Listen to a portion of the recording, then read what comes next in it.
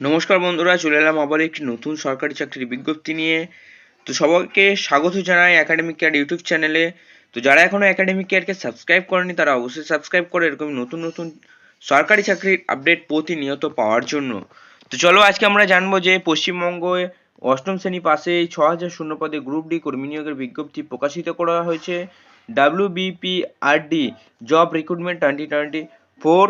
তো অবশ্যই সকলকে আমরা জানাবো কোন কোন পদে কি কি শিক্ষাগত যোগ্যতা অনুযায়ী আবেদন করতে পারবে, আবেদন পদ্ধতি, বেতন, বয়স সীমা ইত্যাদি অফিসিয়াল নোটিশ সহ। তো অবশ্যই বলে রাখি, ভিডিওটা সম্পূর্ণ দেখো, তো অবশ্যই বুঝতে পারবে যে এই রিক্রুটমেন্টটা ঠিক কিভাবে হচ্ছে এবং এখানে কি কি শূন্যপদ রয়েছে এবং কবে থেকে আবেদন হচ্ছে বা কিভাবে আবেদন করবে। পশ্চিমবঙ্গে বেকার চাকরি প্রার্থীদের জন্য বিশাল সুখবর। রাজ্যে 6000 শূন্য পদে নতুন করে কর্মী নিয়োগের বিজ্ঞপ্তি প্রকাশিত হয়েছে, যেখানে অষ্টম শ্রেণী পাশে অথবা মাধ্যমিক পাস হলে প্রার্থীরা চাকরির জন্য আবেদন করতে পারবে এবং পশ্চিমবঙ্গের প্রতিটি জেলা থেকে এই নিয়োগ করা হবে এবং এই নিয়োগ বিজ্ঞপ্তি প্রকাশিত হয়েছে নারী পুরুষ নির্বিশেষে পশ্চিমবঙ্গের সকল বাসিন্দারা এখানে আবেদন জানিয়ে চাকরি করার সুযোগ পাবে।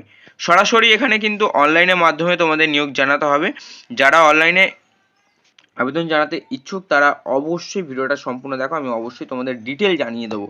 ঠিক আছে, পশ্চিমবঙ্গের অষ্টম শ্রেণী পাশেই 6000 শূন্যপদে গ্রুপ ডি কর্মী নিয়োগ হচ্ছে। নিয়োগকারী সংস্থার নাম, এখানে কর্মী নিয়োগের বিজ্ঞপ্তি প্রকাশিত হয়েছে WBPRDর তরফ থেকে। পদের নাম, এখানে মূলত গ্রুপ ডি ও গ্রুপ সি পদে নিয়োগ করা হচ্ছে এবং বিভিন্ন ধরনের কর্মী নিয়োগের বিজ্ঞপ্তি প্রকাশিত হয়েছে। শূন্যপদ সমগ্র পশ্চিমবঙ্গে সব মিলিয়ে 6000-এর বেশি শূন্যপদ রয়েছে। শিক্ষাগত যোগ্যতা, এখানে আবেদন জানাতে হলে চাকরি প্রার্থীদের ন্যূনতম শিক্ষাগত যোগ্যতা হতে হবে অষ্টম শ্রেণী পাস। এছাড়া মাধ্যমিক পাস, উচ্চ মাধ্যমিক পাস, গ্র্যাজুয়েশন পাস সকল ধরনের চাকরি প্রার্থীরা এখানে আবেদন জানিয়ে চাকরি করার সুযোগ পেতে পারো। বয়স যেটা চাওয়া হয়েছে, এখানে বয়স চাওয়া হয়েছে যে সমস্ত চাকরি প্রার্থীরা এখানে আবেদন জানাতে ইচ্ছুক তাদের বয়স হতে হবে অবশ্যই 18 থেকে 40 বছরের মধ্যে হবে এবং সংরক্ষিত প্রাণী মানে শ্রেণীর চাকরি প্রার্থীদের জন্য, যেমন ST SC OBC, তাদের জন্য সরকারি নিয়ম অনুযায়ী যে বয়সের ছাড় থাকে সেই বয়সের ছাড় অবশ্যই দেওয়া রয়েছে।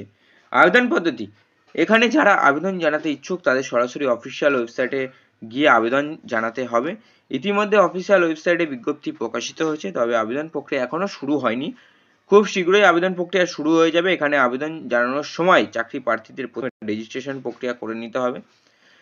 পরবর্তীকালে মূল ফর্মটি ফিল আপ করতে হবে এবং চাকরি প্রার্থীদের প্রয়োজনীয় সমস্ত তথ্য দিয়ে আবেদনপত্রটি পূরণ করতে হবে। এরপর চাকরি প্রার্থীর ফটো সিগনেচার স্ক্যান করে আপলোড করতে হবে। সবশেষে আবেদন মূল্য জমা দিতে হবে এবং আবেদনপত্রটি সাবমিট করে প্রিন্ট আউট বার করতে হবে।